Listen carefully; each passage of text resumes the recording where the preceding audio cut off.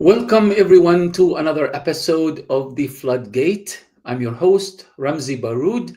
With me is Robert Inlakesh, one of the most prominent analysts on Palestine and the Middle East and a regular contributor to the Palestine Chronicle. I am sure that many of you are already familiar with his great analyses. Today we're going to be talking about what is happening right now in Palestine and Israel and Egypt and the whole region. It just seems to me that there is this kind of like three different narratives emerging, Robert, in the Middle East. One is the resistance in Gaza and its ability to exact some kind of victory over Israel. I mean, if it's not a victory for the resistance itself, and it is at least a victory of pressuring Israel to the point that Netanyahu could not achieve any of his strategic objectives, declared or undeclared. That's on the one hand. And we are going to talk about these objectives on the other hand, in a second. But then on the other hand, you have the circus that happened in Israel. I mean, a lot of analysts are confused about what's taking place in Israel and Trump's visit, and then the declaration that, oh, Netanyahu is also going to join this peace conference in Sharm El-Sheikh, a conference that was not attended by Hamas, the main party that forced this political shift in the region, and is also not being attended by the Saudis or the Emiratis. Instead, you have Pakistan and Indonesia and few countries that are frankly irrelevant, more or less. And it's just kind of like more like Hail the Emperor sort of conference in which Trump is just talking about how amazing he is, and everybody seems to be in agreement. And then after Netanyahu was invited by Sisi, 20 minutes later, they changed their minds, and then Netanyahu decides not to attend. It's a huge mess here, and we need to unpack it. Oh, just one little thing that just dawned on me right now. I've been watching Arab media the entire day, and almost nobody mentioned the word Yemen or the word Lebanon, which I find absolutely bizarre. I mean, without these guys being some serious players in this, the outcome would have been fundamentally different. Nobody spoke about them. Very little was said about Iran, aside from the regular or the usual bashing by Trump and Netanyahu, as if neither one of these players were major factors in the outcomes. Instead, they are talking about the rich Arabs and the poor Arabs and that sort of thing. So let me just kind of start with your take on the subject before we talk about it in greater details. Well, there's an enormous amount to unpack there. One of them is this circus that's currently going on in Sharm El-Sheikh, which to me doesn't strike me as anything serious. I've been trying to follow it the best I can, but it's hard to take it very seriously because what exactly does it mean in the grand scheme of things? Ultimately, we have a phase one of a ceasefire, which is in essence prisoner exchange and a pause in the fighting. Trump has been very, very adamant that the war is over in Gaza and that it won't return. Benjamin Netanyahu, when he was speaking yesterday, said that the war is not over, but when he was talking about the war not being over, he was talking about other fronts. I think that's how it was at least interpreted, that he's not talking about Gaza. And of course, Israel destroyed some of its military positions, but yet Israel is still using its collaborator force inside of Gaza to carry out assassinations, to sow chaos in the areas where Hamas has redeployed its security forces. So there are still agendas at play in the Gaza Strip. Israel still remains in between 54 to 58% of the territory, more or less. It's supposed to withdraw, we're hearing. But then the real question here is what happens with phase two? How long are these negotiations supposed to be? And is there any way for one side to essentially cede a bunch of its demands to the other? that's the only way that phase two is going to work, unless it remains as sort of a frozen conflict for a long period of time, where they choose to freeze off the Gaza front to focus on other fronts in the region, and just put Gaza to the side, allow some aid to go in there, maybe a little bit of reconstruction here and there, because that's going to happen. People are going to try and rebuild their homes, regardless of whether you have, a massive coordinated effort. But there are so many questions that remain unanswered, because what has happened is, and I said this in our last discussion, I believed Hamas was going to come forth and say, we accept it, but here are a bunch of our amendments, which is exactly what they did. But the part that I did not anticipate is that Trump would go, okay, yeah, one and done. We're going to implement this straight away, without any long period of negotiations. And it looks like what has happened is that they used that framework, more or less, from in January, where they reached a ceasefire agreement for phase one. And now they've entered that phase immediately. But if you look at the way both Benjamin Netanyahu is talking and then the way Hamas is talking, Hamas is openly saying, we're not going to give up our weapons unless they're handed over to a Palestinian authority, right? And that doesn't mean the actual Palestinian authority necessarily, but we need a Palestinian body which is going to be of the people, rules Gaza with a some sort of pathway towards statehood. Then we'll hand over our weapons to them, and our men will be integrated into the Palestinian security forces and military, essentially. That's what they're arguing. Of course, amidst, negotiations, things like this, hardline stances, sometimes they will back off. But I don't see them backing off to the point where they're like, yeah, we're just going to hand over our weapons and Tony Blair can come in here and rule Gaza. And then there's the Israeli side of this. Are they going to allow Hamas to continue to have weapons and the roadmap to a Palestinian state? And then even on the Palestinian side, there's a complete lack of unity when it comes to the Palestinian Authority, which has the PLO, which is represented at they represent Palestine, the state of Palestine in the United Nations. And then there's Hamas and all the other factions, which are really the voices and political parties with the followings of the people. For a vast portion of the population, at least, they have that grassroots support, but they're not included in this process. They're sort of pushed to the side in this process. It's a very confusing state of affairs where it's a hard to imagine confusion, how it goes forward. Robert, that I mean, I've been writing about this my whole life. I mean, I started my career in journalism when I was a teenager, writing from Gaza, and all of these years, I've never witnessed anything like this. Like, one thing we know is that usually following every crisis of any kind, the Americans bring the Arabs, the same Arabs coming, the kings and the emirs and what have you, and they drag them into these conferences and they make this big declaration. They've done it before. In fact, they've done it in Sharm El-Sheikh in particular several times. Hillary Clinton was involved, Bill Clinton was involved, various, George Mitchell, if you remember, they brought Ehud Barak with Yasser Arafat. They brought, others, and Yasser Arafat was always there until they realized that Yasser Arafat is useless as far as their agenda is concerned. They pushed him out. The guy died, and, poisoned him or whatever.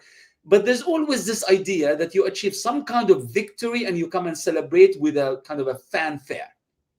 Right. They also did that. I mean, a lot of people don't even realize that the Camp David, the Madrid talks in the early 90s was itself an outcome of what happened in Iraq. They thought, okay, now that we are the hegemons of the Middle East, let's try to kind of achieve some sort of a peace process that is consistent with American and Israeli agendas. And, again, it always fails at the end. But again, these kind of big summits, conferences is the result of some kind of a perceived victory. This time around, and that's where the confusion in my mind comes, is that this time around, it's actually the opposite. Israel wanted to ethnically cleanse the Palestinians, and they failed. Israel wanted to defeat Hamas and disarm Hamas, and they failed. Israel wanted to control the day after in Gaza, and they utterly failed. None of this worked. Yet somehow they are speaking as if the victors. Is this just a desperate attempt to rewrite history?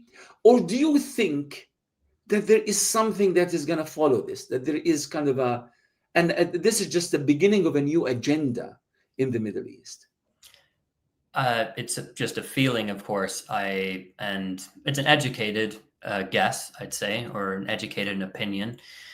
I feel like there's something behind this, and we're heading in the direction of more conflict. I believe on other fronts. I think it doesn't make sense, even if they were to go back and want to fight in Gaza. It doesn't make a whole lot of sense.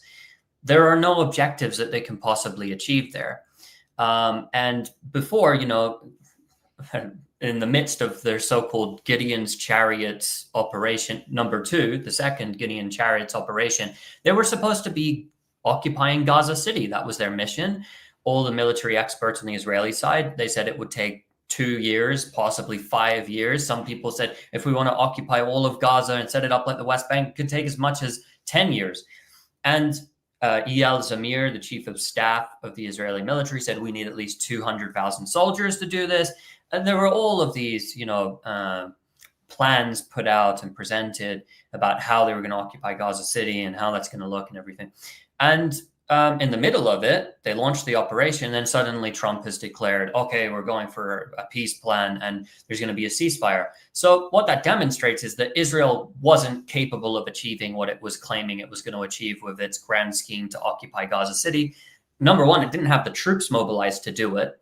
Number two, it's just useless at this point. It's the best way for them to get their captives out was this way, was a prisoner exchange. Now they have them out. What are they actually fighting for? That's the real question, just to get bogged down in Gaza forever. It doesn't make any sense. So for them strategically, I believe it would make sense for them to freeze the Gaza front.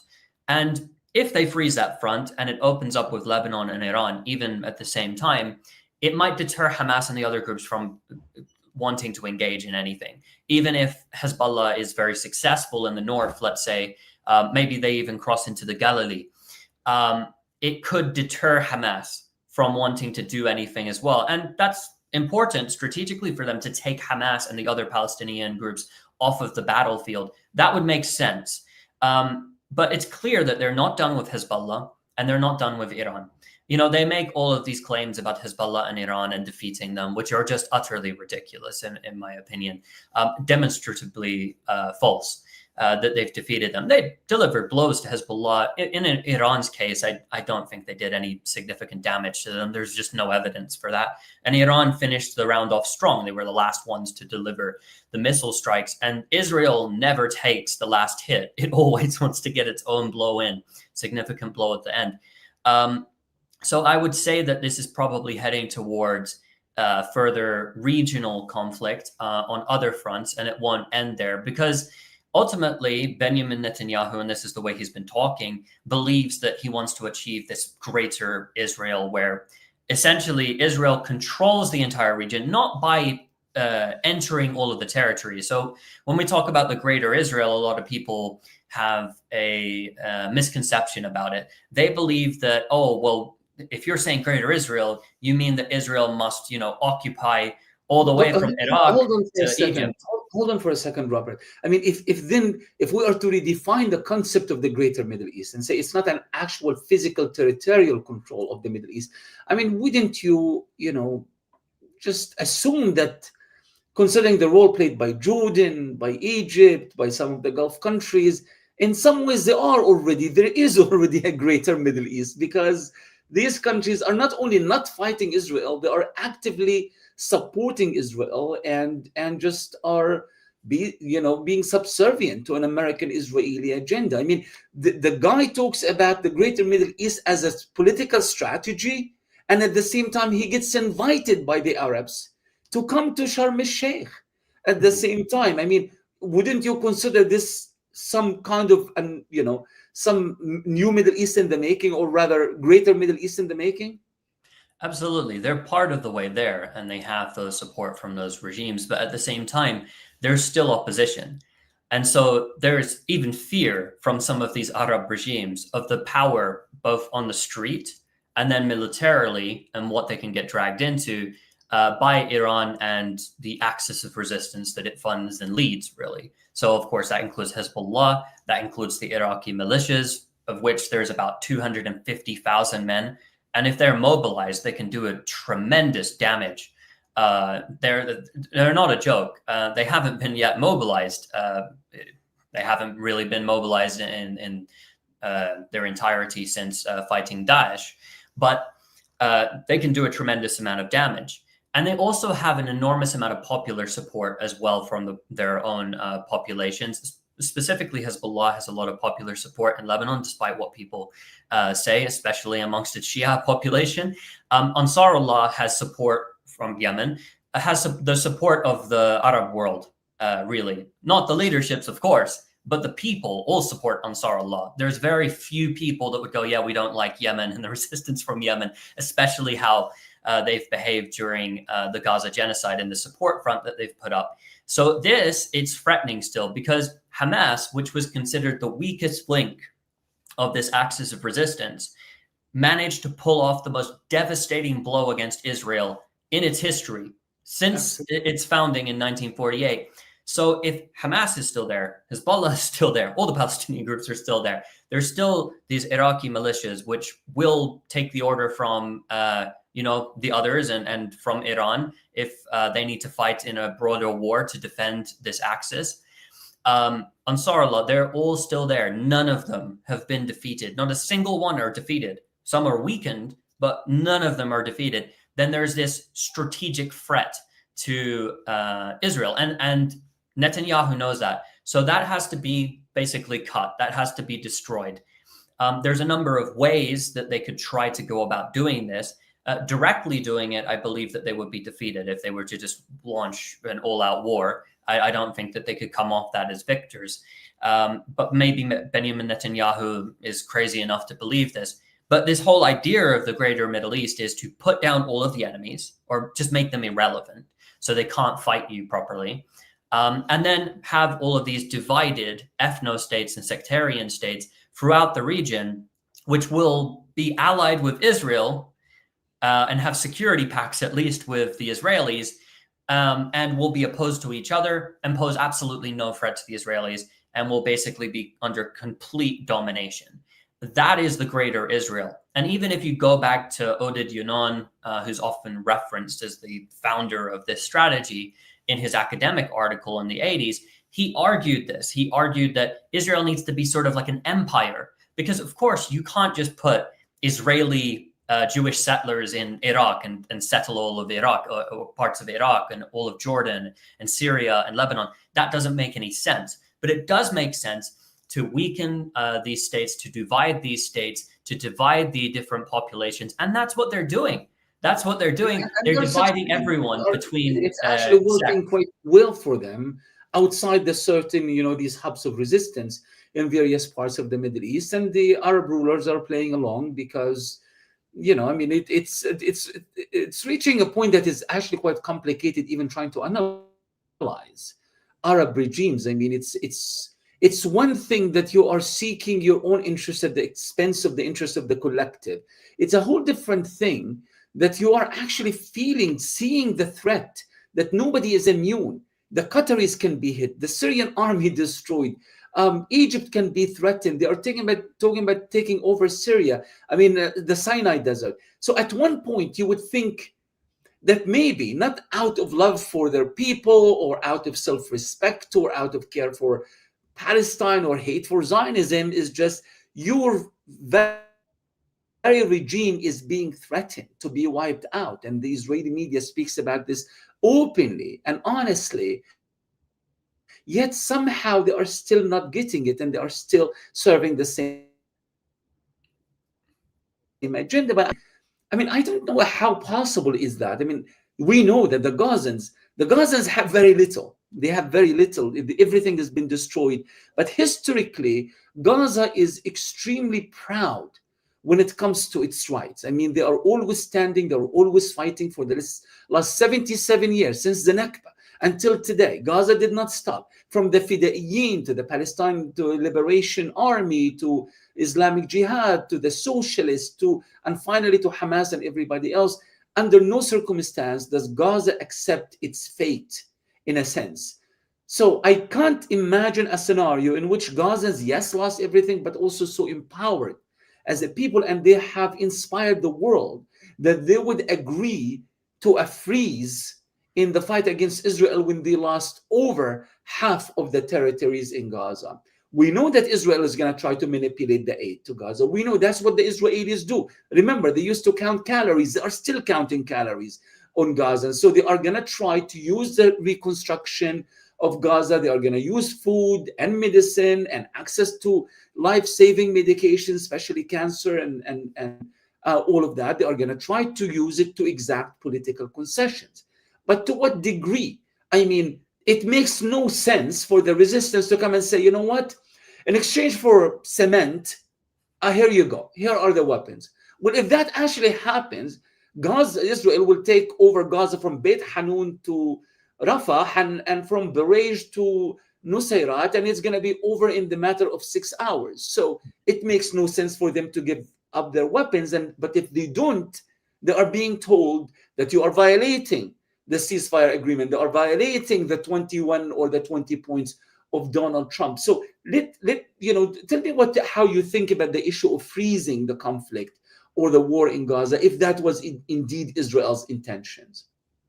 Well, Hamas has put forth what it presents as freezing their weapons, which I suppose would be freezing weapons production, and would be, not touching their weapons, essentially, not carrying out any military activities as an option. Whether that will be accepted is another thing entirely. The Israelis, in my opinion, if you look back to January and what happened, obviously it was a longer period of time over which the Israeli captives were handed over and then Palestinian prisoners were released. And so you had this back and forth. But then there was this period where there were negotiations, and they just sort of, ran in circles with these negotiations until Israel just said, no, we're going to start bombing again, because it was convenient for them to do so at the time. Now, in this period of time, we might have them just run negotiation after negotiation and just keep the war frozen. That seems like that's a very likely scenario, because the Israelis are not going to say, yeah, Hamas can keep its weapons.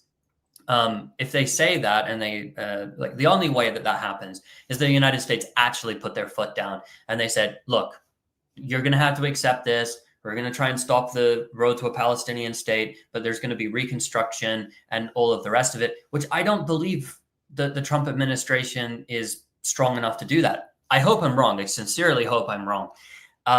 So I think there is a good chance that it remains in limbo.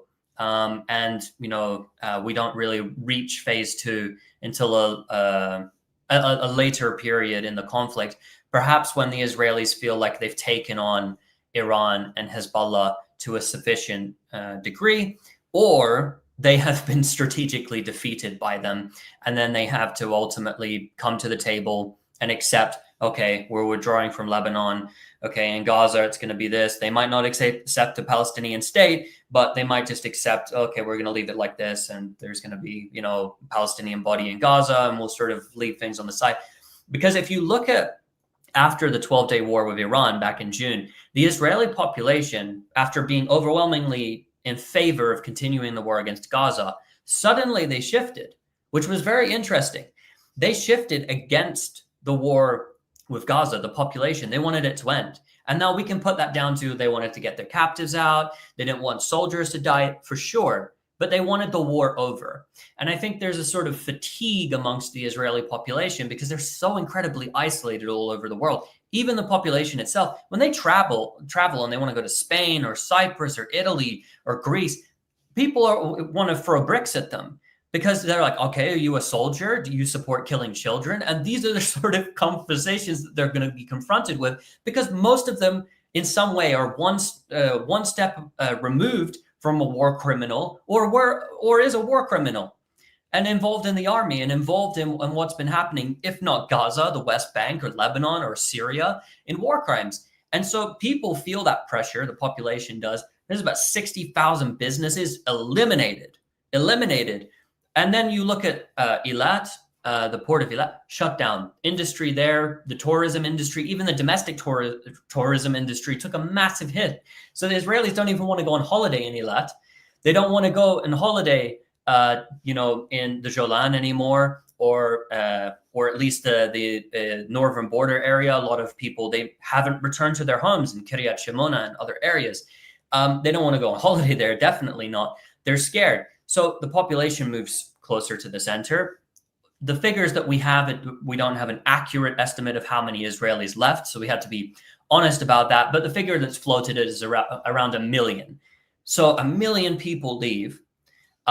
Most of them have foreign passports, right? So they could leave. They just went and they went, okay, it's better for me to pursue my business endeavors here or whatever.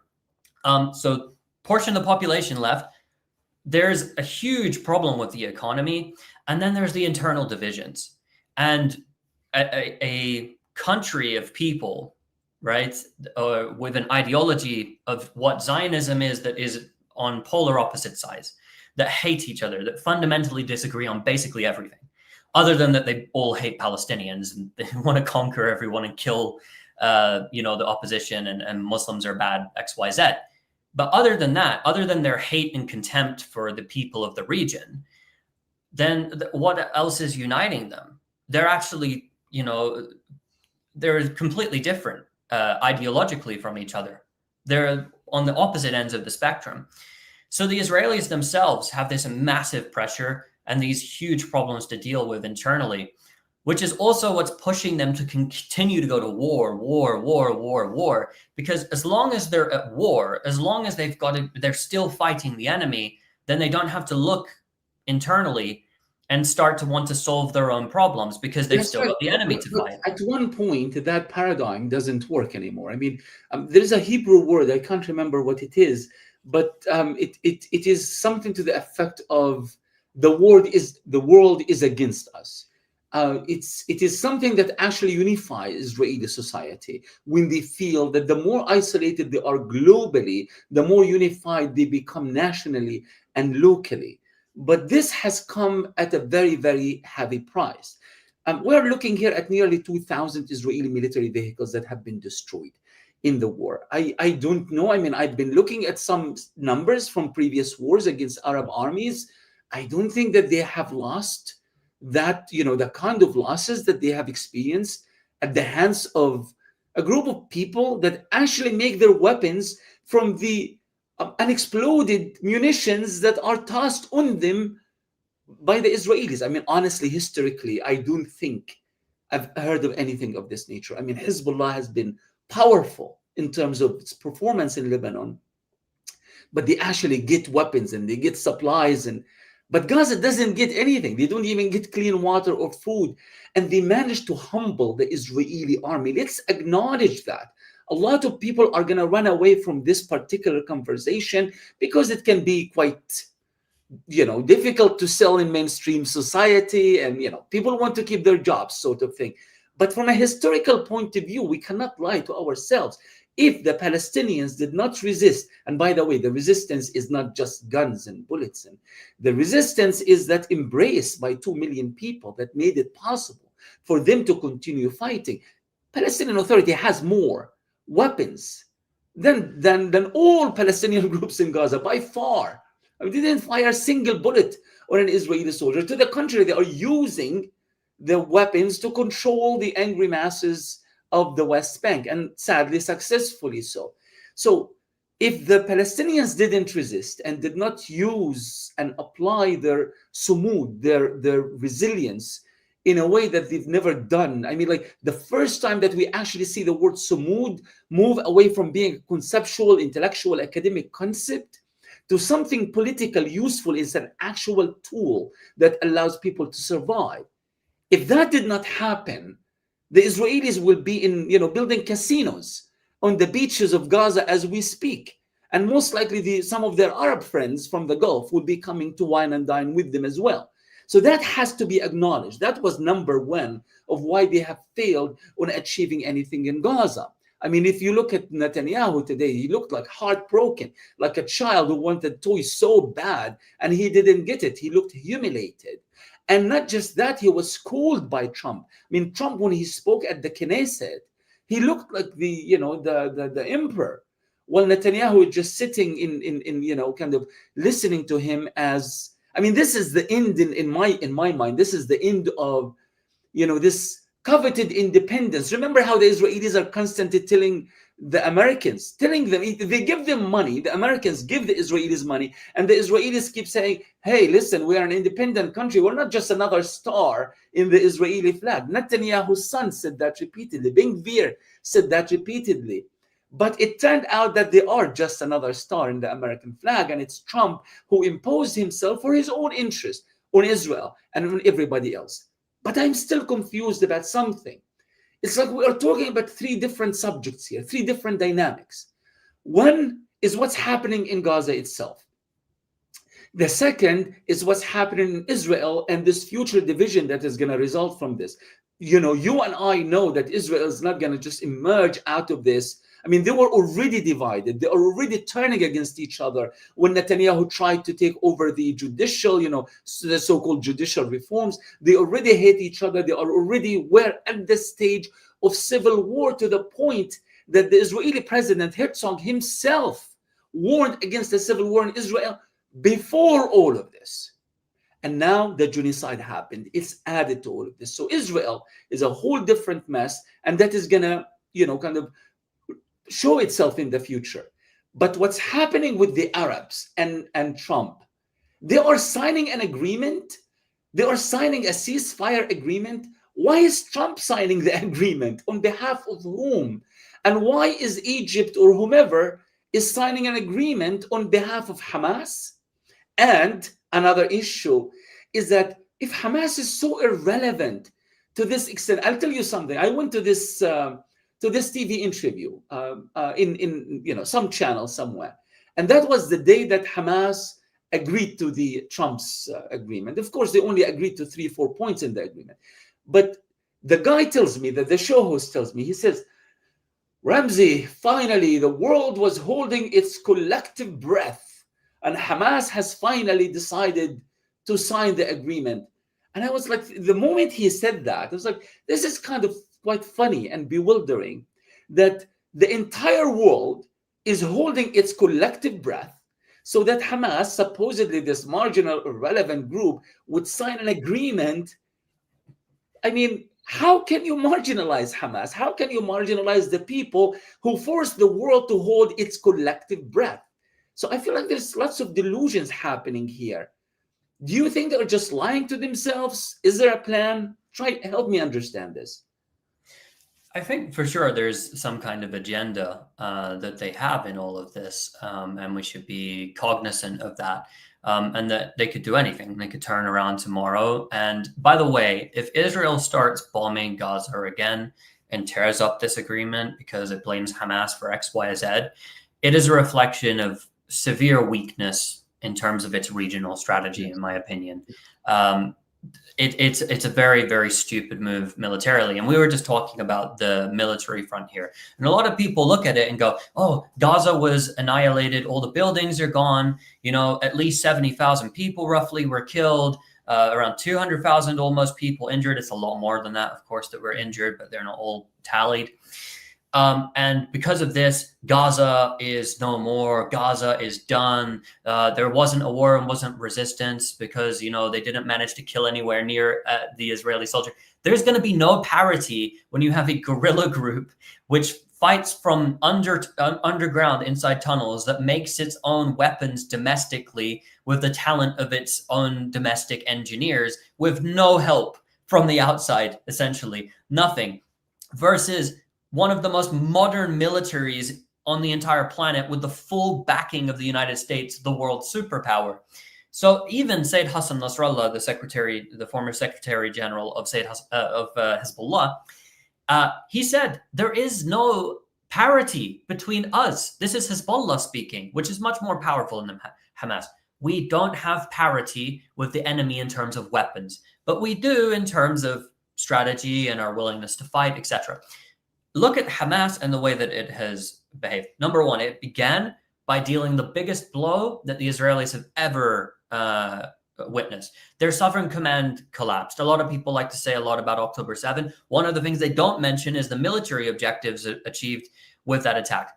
Also, the other thing that we had to think about, the Arab countries were rapidly abandoning the Arab Peace Initiative, which was to say all these Arab and Islamic countries had joined on to say, we will normalize with Israel only when a Palestinian state is created under a two-state solution framework, which is more or less the 1967 borders. They were walking away from that.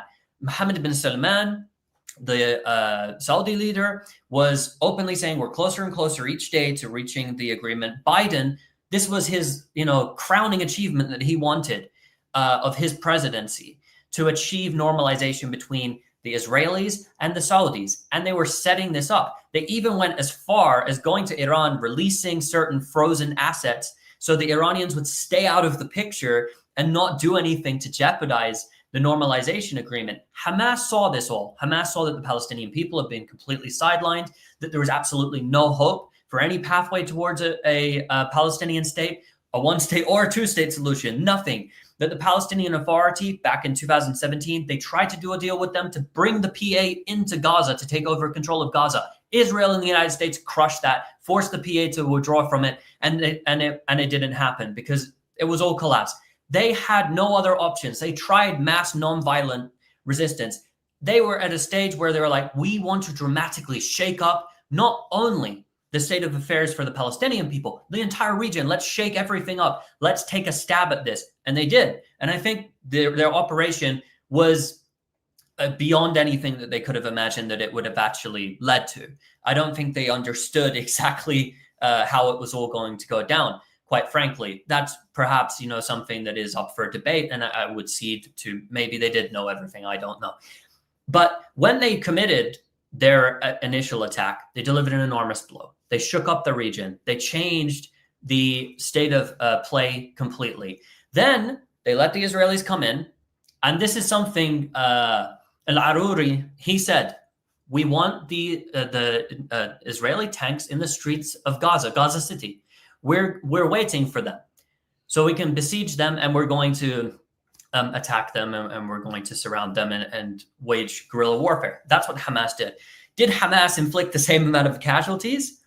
No, of course they're not going to, because they're a small guerrilla force compared to one of the biggest armies in the region, one of the strongest armies in the entire region. In terms of technology, they're the top. They're better than any other military in terms of technology, with modern technology. So they were never going to kill as many Israeli soldiers. They don't have armored vehicles. They don't have air defenses. They can't stop the Israelis from entering area, but they can attack them, and they continue to resist. And then that comes in with Samud and this concept, because the people, Israel thought, if we bring down hell on the people will surrender. The people will turn on each other. The people will be destroyed. The people will give up, and they will be disheartened. And you know what? They didn't. The entire time. Now, that's not to say people didn't get tired of it. They didn't want the war to just end, and they wanted to just go back to daily life. But the people didn't go, we're bowing down to the Israelis and we want to be their slaves. They never said that. They never accepted it for a second. And Israel didn't defeat Hamas. So in this sort of conflict, where there's no parity between both sides, they're not equal. Hamas, in order to win in this sort of a situation, is for Hamas simply to survive, and the other groups to survive. None of the groups were wiped out. All of them are still there in some way, shape, or form. Although some of them are severely weakened, all of the fighting groups are still there in Gaza. So in this sort of a conflict, in a guerrilla warfare conflict, like we say with the Vietnamese, the nation of a million martyrs, they fought and they lost way more than the Americans. There was no parity between them. They were being slaughtered day in and day out. They didn't kill anywhere near the amount of American soldiers that were on their soil, but they kept steadfast. They kept fighting. They kept resisting. They kept inflicting blow and blow. And they had access to more weapons, by the way. And they had more territory, and they had more favorable environment to fight the Americans in than the Palestinian resistance in Gaza. So for them, that's a military defeat against the Israelis. And if the Israeli casualty figures are anywhere around 5%, that is considered a devastating blow to any modern military. So if their casualty figures are anywhere around that number, including all of the injured as well. This is a huge thing. And then also, what does that inflict on Israeli society? Hamas is still there. And not only are they still there, now the whole world is talking about a Palestinian state. Now the whole world is coming and wanting to But turn their attention to this that issue. worries me greatly, Robert, is the idea that there is this kind of return to centering Palestine. At a time, by the way, we can't ignore the role of the Arabs in all of this. By normalizing with Israel, they are the ones who push the Palestinians to the point of desperation. Biden has been absolutely horrific in everything he has done. Absolutely horrific. War criminal. There's no question about it. But we also ignore that what Trump, Kushner, and others have done, conspiring with the Arabs against the Palestinians. Remember, they either put up or shut up, that sort of thing. Completely, even surpassing the collaborating Palestinians in Ramallah. I mean, even Mahmoud Abbas was not good enough in their standards. That pushed the Palestinians to a degree of desperation. And you mentioned it yourself. They said that Hamas, the great march of return was not just Hamas. It was Hamas and everybody else, but Hamas was part of it. And, Palestinian researchers talk about it. A lot of people don't want to speak about it that way. They present it as if it happened. I gave a talk one time in France, and there's this Palestinian NGO guy, and he comes and he says, Hamas had absolutely nothing with the Great March of Return. It happened despite of Hamas. A big lie. Hamas was actually trying to present itself as a political force that is willing to engage in other forms of resistance. And they thought that there is going to be some kind of a positive response, an applause even, that, wow, Hamas is really changing. So they invested in that. And what happened? Hundreds of dead Palestinian children by Israeli snipers who come every morning with their coffee. Some of them take pictures. We have seen the videos of when they have these confirmed kills on videos, and then they would laugh and they would dance with happiness when they hit a Palestinian child, and thousands of wounded Palestinians. Then the resistance said, you know what? No more of that. No more of that. We're just basically sacrificing our children, just like that. And then the normalization happened. And then they were hoping that maybe Mahmoud Abbas is going to do something about it. But ultimately, he was bribed with some cash, and he brought the ambassadors or the representatives that back in Ramallah, and everything was back to normal. And not just that, but the Israelis are now talking about annexation of the West Bank as if it's just a done deal. Then October 7 happened. The reason I think that Israel was so keen on distorting what happened October 7, the lies about the decapitated babies and the mass rape, they were not being stupid. And it's just not just a simple lie. It was a major distraction. So we don't actually talk about the larger context. And I think it's time to talk about the larger context. Mm-hmm.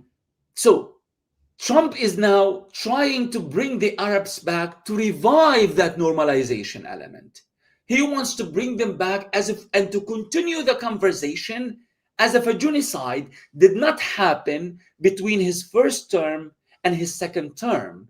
And the Arabs, believe me, are willing to entertain that idea. But if that is the case, and sadly it is, then why not expect the Palestinians to do something of a similar nature? Maybe not in Gaza, maybe somewhere else. Mm-hmm. Exactly. What are you possibly giving to the Palestinian people? This is the problem that they always have, is they underestimate the Palestinian people every single time. And then suddenly, when they do something and they try to rise up and try to fight their occupier, oftentimes out of a certain sense of desperation because everyone has betrayed them, then they go, oh my God, how could they do this? They spun all of our plans out of control.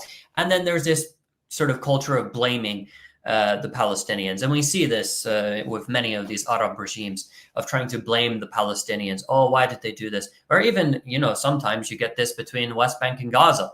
Oh, why did Hamas do X, Y, Z? And this Robert, is going to be a very, very short interruption, and I will let you finish that thought, just to tell you this whole idea of blaming the Palestinians. It's been going on for a very long time. Even during the Nakba, the Palestinians were blamed supposedly for selling their land.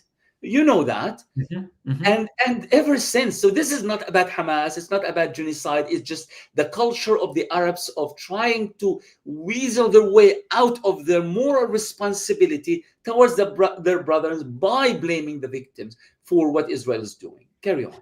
Absolutely. And then if you want to see how they behave, well, look, southern Lebanon is now under occupation. There's a strip under a complete occupation. They're occupying more and more territory inside of Syria. And they're talking about expanding the territory that they occupy. They're threatening Egypt, sometimes they threaten Jordan even. So, and what are the Arab regimes doing about this? Absolutely nothing. And I would argue, they have their propaganda where they go, oh, we're trying for the Palestinians, and sort of blaming Palestinians, oh, we're the superior and all of that. It's like, oh, okay, sure. It's like, well, the United Arab Emirates, who runs your intelligence branch, who's doing all that activity for you? Isn't it a Palestinian? It's like, what about in your oil industry? Like in your oil industry, how many Palestinians make your oil industry run and historically have done so and have been in positions of power in your oil industry? How many Syrians? How many Lebanese? How many Egyptians? So this whole thing of undermining Palestinians and Syrians and this sort of soft, I can't call it, I suppose, racism or self-hate, right, against the people of the Levant or people of Egypt or wherever, which comes from these Gulf regimes and is reflected in their propaganda. It's nonsense. And they know it's nonsense. The leaders, though, a lot of them are smart enough to know that this is nonsense, that this is just propaganda that you push through your paid online activists, or you'll put some of these points through in Al Arabiya or Al Hadath or whatever media outlets you want to. But when they look at things, like look at Qatar, for instance, after it was attacked by the Israelis, and the Americans no doubt knew that that was coming, right? But it failed. The attack failed. What could they possibly have done? This is a question, I've been asked this. I went on a number of shows at the time, and people asked me, oh, what should Qatar do? What should Qatar do? Some people are going, oh, see, the Qataris are not doing anything. And others are going, oh, they need to hold it. They cannot make that decision for themselves because the Americans basically have a gun held to their head. And that's the position that they've put themselves in, where the Americans do have a gun to their head. And look at the Saudis now. They made the deal with this security pact with Pakistan. I don't want to go too far out of talking about Gaza here, but they made that pact with Pakistan.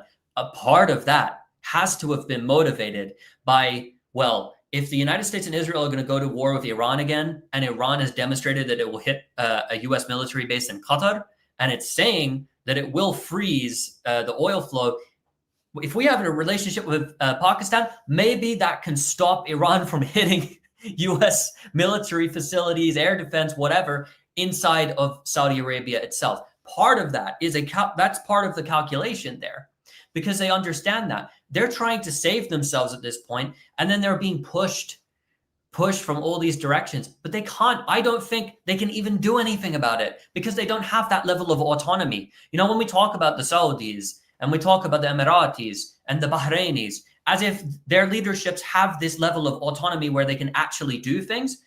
I don't believe they do. And if they try, they'll probably be killed by their own family members that they'll pay one of them to take over and murder them. I learned, from some sources that when Bahrain joined the American-British alliance against Yemen to attack Ansarullah for their solidarity with Palestine, the Bahrainis were not actually told that their name was added to the list of the countries that have joined the coalition. So this is why I kind of find it sometimes a little bit perplexing when people start, where are the Arab regimes? Where are the Arab armies? What Arab armies? What are you talking about? These are countries that are free, just superficially independent. It seems to me, you talk to people I don't want to name names, but ordinary people, you talk to them, you listen to their media, and then you listen to Gazans, man. And it just seems to me that the only one who can say whatever the hell they want, the ones who can take a stance against imperialism, against colonialism, against Zionism, are the Gazans, who are supposedly the least free of all Palestinians and of all Arabs. While the Arabs themselves are so terrified and they cannot articulate any discourse that could appear to be somewhat critical of the United States and far less critical of Israel. Now, a lot of people have been saying, rightly so, that an event of this nature is not just going to pass by, as if a non-event, and we are just going to go back to business as usual, and let's talk about normalization. And an Indonesian president, I think, wanted to visit Israel, or not, there's something weird is going on with Indonesia. Um, but what do you expect that could possibly happen after an event of this nature? What could happen in a place like Egypt?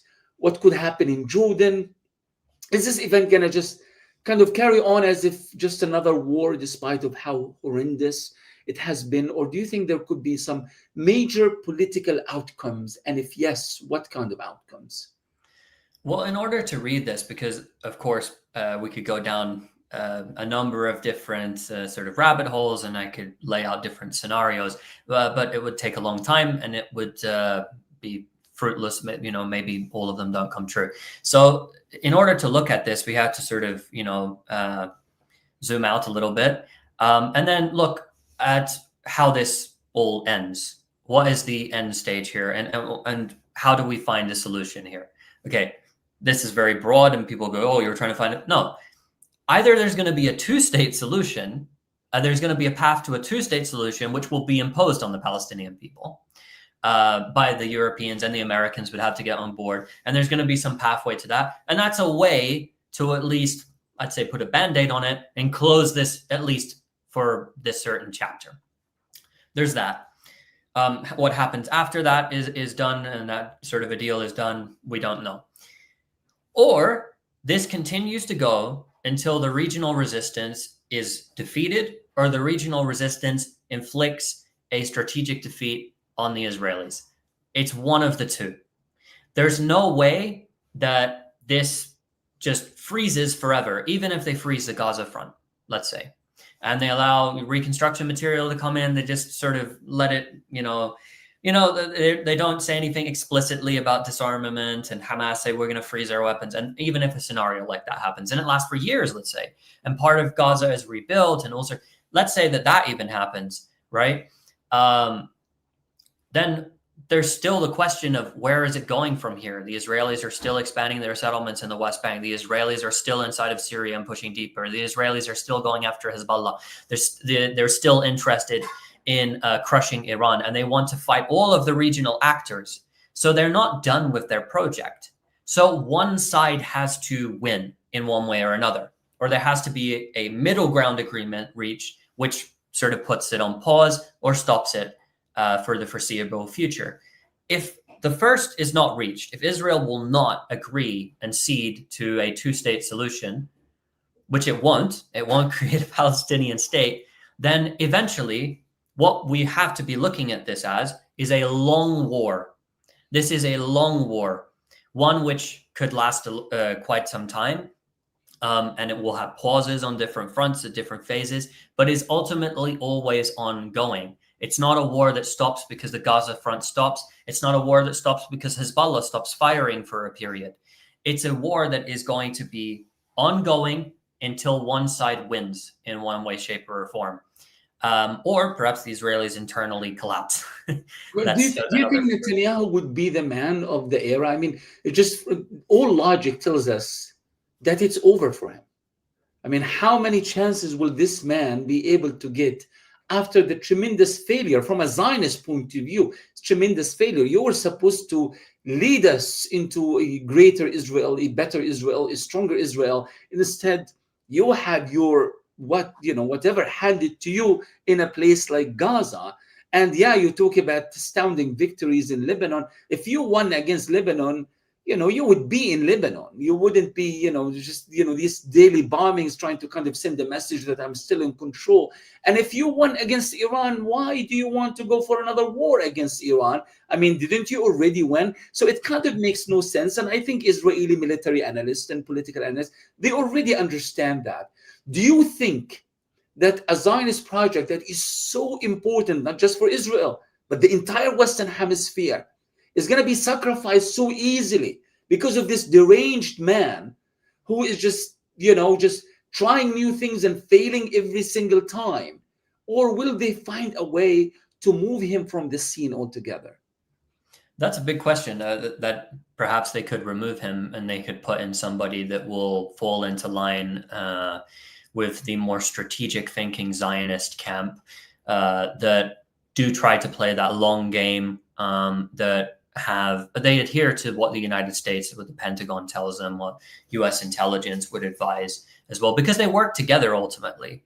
And the Israeli plan for a long time was this long game, strategic, working at playing different players against each other and fighting. This was what they were trying to do. But October 7 changed that.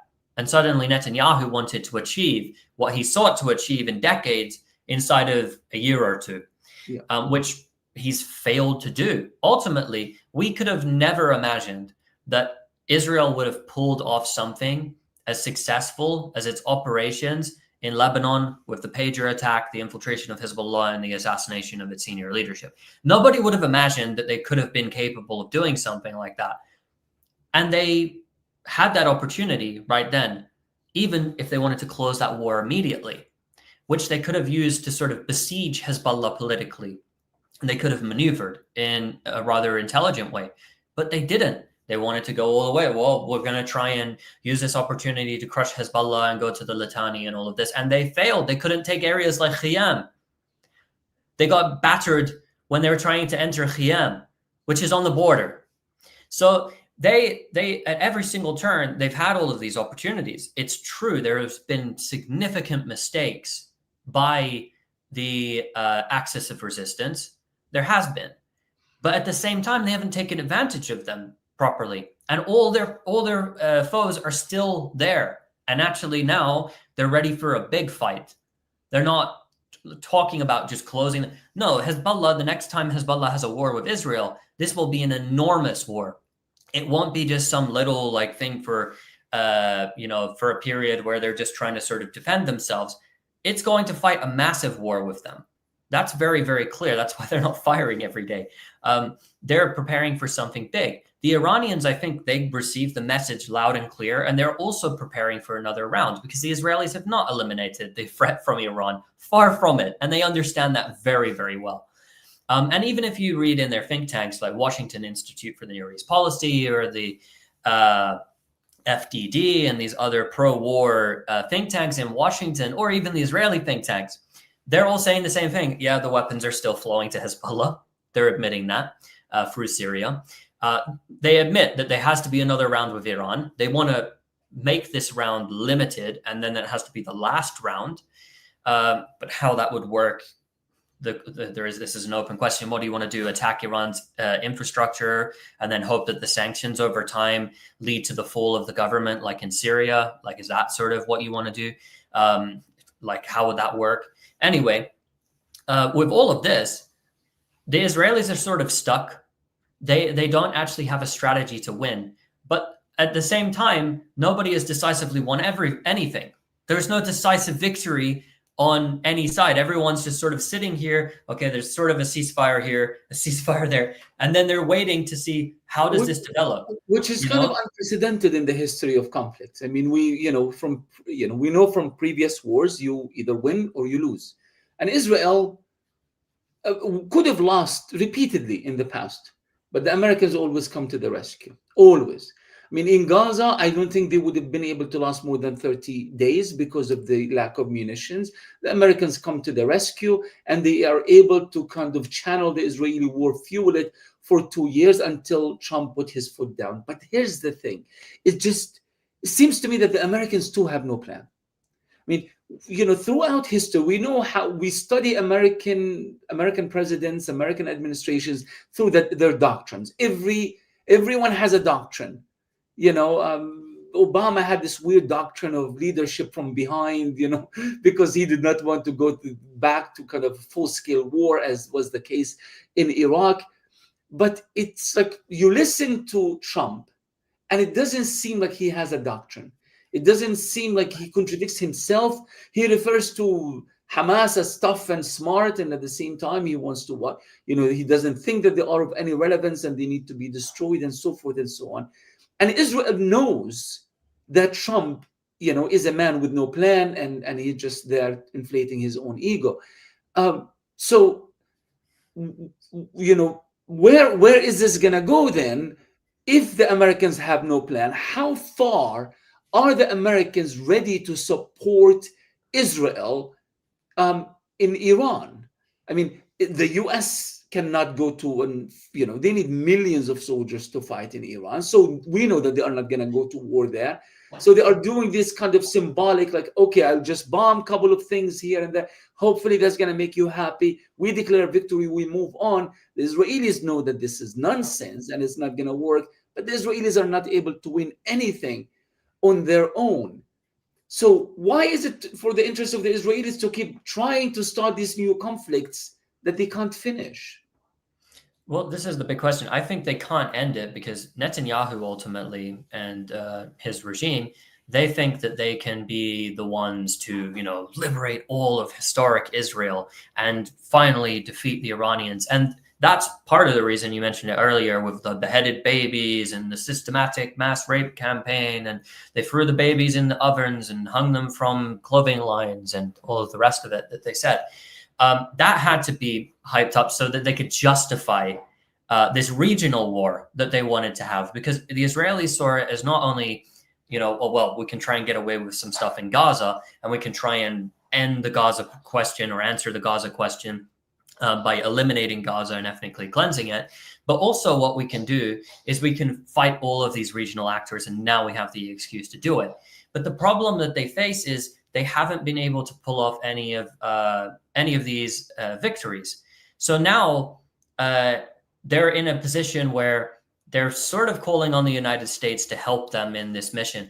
And the US have withdrawn a significant amount of forces from Iraq, which is an indicator that something is to come. They've moved a lot of military assets into the region that they would need to, the same thing they did last time when they struck Iran. And they've also moved their largest aircraft carrier strike group into the Mediterranean, which could either be to attack Lebanon or be used for air defense purposes, or both. Most likely, I would say definitely for the air defenses. And then also, if Iran takes out all the airfields, it could be used in order to be the air force for bombing both, probably not Iran from that distance, maybe, but Lebanon as well. So all those military assets are in the region. There's no solution with Iran.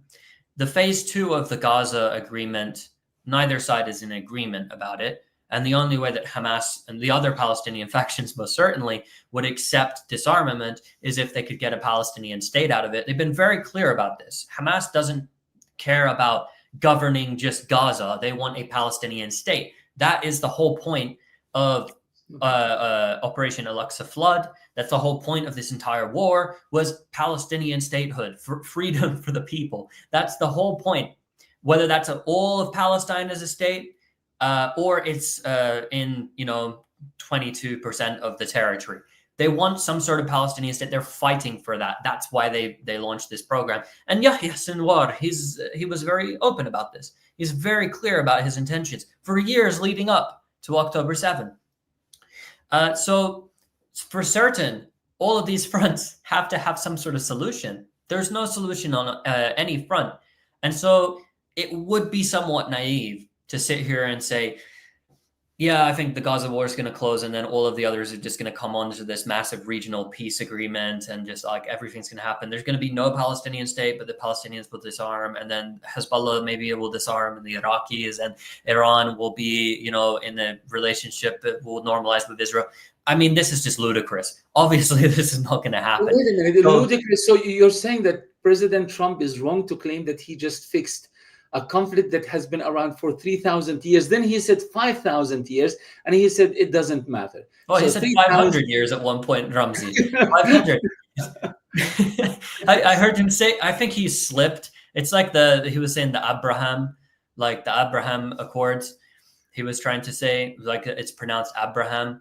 And then Netanyahu looked at him and thinking, like, well, we don't have a H. We say cha. So I don't know why you're saying it like that. But he's like, yeah, Abraham, whatever. So Trump doesn't know what he's talking about when it comes to this. He has no clue. Even when he assassinated Qasem Soleimani in 2020, I remember he got up and he had to read his name off of the teleprompter.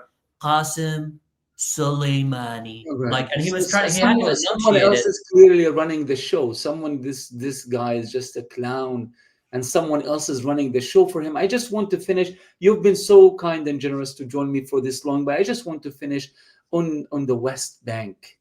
I mean, we talk about Lebanon, we talk about Iran, we talk about Yemen, but the West Bank did not rise up to the occasion, because, I mean, yeah, we talk about the Palestinian Authority, the Israel cracking down, and all of this. But this is, I mean, the West Bank was able to rise in intifadas that would last for years with all sorts of pressures. Do you think this is going to continue to in the West Bank, considering that they will be the next target? The West Bank is the next target. Annexation is coming, more settlements is coming, ethnic cleansing in certain regions of the West Bank is coming. Entire refugee camps have already been erased, and thousands and tens of thousands of families have been pushed out. Is this situation going to continue in the West Bank, or do you think the next big surprise will be coming from the West Bank? And we'll finish with that. This is an interesting question. It's hard to read what will happen in the West Bank. I think you remember in 2015, there was the knife intifada, which happened where people were just doing lone wolf attacks. Hundreds of them just came out of nowhere for a period. And even the Israeli security establishment tried to summarize, like they were trying to find out why exactly this happened at this time. And they came to the conclusion that, people just decided to do it. Like there was, the perfect storm could have been there at any time. They don't know why it happened at that specific time. So with the West Bank, it's a very complex picture, and it's probably one of the most complex and messed up psychological warfare operations that's ever been committed against a population in my point of view. Like you mentioned, Nur al-Shams refugee camp in Tulkarim has been destroyed. Jenin refugee camp has been destroyed. There's about maybe 40 to 50,000 people displaced, ethnically cleansed from their homes. If they try and go back, they'll shoot them. And then you've got about 38 villages and townlets which have been ethnically cleansed, the majority of which by Israeli settlers. They're going in there and they just start shooting at them, and they decided to leave because they can't live that and sustain that way of life. The Israelis annexed some villages as well, which went largely ignored. And they're aiming at annexation. They've mass armed the settler population. They've formed like the Desert Frontier Unit in their military, specially designed for settler extremists. And so they're going to keep pushing. But the population of the West Bank, surprisingly, has done very, very, very little in the last 2 years. And that has to be put down to a multitude of factors, despite the fact that, hundreds of thousands of jobs were wiped out because Palestinians in the West Bank, a lot of them were working in the 1948 territories. They're working for Israelis. They're working in the settlements. Those jobs were wiped out. Palestinian Authority salaries are not always coming in on time, and there's not always full salaries coming in. Things are not functioning as well. Lots of businesses were closed down. They'll put these roadblocks up, and that's really stopped the flow of traffic and for people to commute to different areas. They're making things very, very, very difficult in the West Bank. But at the same time, people are scared of losing their way of life. And they think perhaps because they've lived like this in limbo for so long with no solution, a lot of people, especially in the major cities, sort of think that they can just sit there and ride it out. But maybe they know that worse things are coming, right? And the situation is bad. And you can't really go out to the same places at night that you used to be able to, because you might get shot by a settler or stones thrown at your car or stopped by the military. So you're being pressed further. And that's making some people more active. But Israel has arrested 20,000 Palestinians from the West Bank since October 7. Israel has killed so many Palestinians. It's the highest death rate since the Second Intifada for Palestinians in the West Bank. And then you think about the Palestinian Authority as a major employer. So the Palestinian Authority, if you do anything against Israel, if you stand up, if you want to protest, then the Palestinian Authority, you can lose your source of income. You You know, can speaking be of the Palestinian imprisoned. Authority, I'm sure that you were following the news of the buses coming from the Israeli military camp to Betunia, and when the prisoners came out, the journalists from various media were trying to kind of just get a very, a sound bite. How are you feeling? What did they do to you? That sort of thing. And the strangest thing, nobody wanted to talk, which was very strange because I've watched the previous Petunia kind of releases of prisoners, and everybody is so keen on talking. Mhm. And then one of them tells Al Arabi, I think, the Al Arabi Al Jadid station, he said, we're not supposed to, we were told not to talk. And I was like, okay, he didn't say who told them not to talk, but there are two things that happened around the buses. Palestinian soldiers, some of them masked with the Palestinian Authority, were the ones who were controlling that movement. Usually they are not there. And second, you know that Palestinians don't care. If the Israelis tell them don't talk, they talk. If they don't celebrate, they exaggerate their celebrations Mhm. because that's the kind of people they are. But you could easily kind of glean from this moment that they were told not to talk by the Palestinian Authority. Don't express your own grief, your sadness, your happiness, your joy. So there's that degree of control in the West Bank. I'm going to be honest, I've never said this publicly before, but I was at times, desperate trying to send money to family in Gaza to survive the famine. And at times would resort to friends in Ramallah to help me send money through Western Union or other or through bank accounts, Bank of Palestine. And at one point, I was told you can't do that because the Palestinian Authority has been looking into people's bank accounts to see who has been sending money to Gaza and they get in trouble. So I don't know. I mean, this is a very, very strange era for us Palestinians. I just find it very strange if this actually continues. You have Gaza being a symbol of global resistance. I mean, everywhere you go in the world, people are just talking about the power of Gaza. And on the other hand, you have that happening in the West Bank. And I think from a historical point of view, this is not sustainable. Something needs to, you know, something needs to happen. Something needs to change. We're going to be following this story, Robert. You have been so kind and generous and, as always, extremely insightful. Thank you for taking the time, and thank you to all the wonderful people who have been following us. Thank you for all of your support. The best way to support the Palestine Chronicle is to like, share, and expand the outreach of our content to help us deal with the shadow banning and the preventing us from just reaching many social media platforms. So thank you for all of this and for all of your strength and resilience in the last 2 years, keeping up with this expanding and amplifying Palestinian voices, the best way to help and support Palestine and the Palestinian struggle. And Robert, we'll be back soon. Thank you for taking the time. Thank you for having me.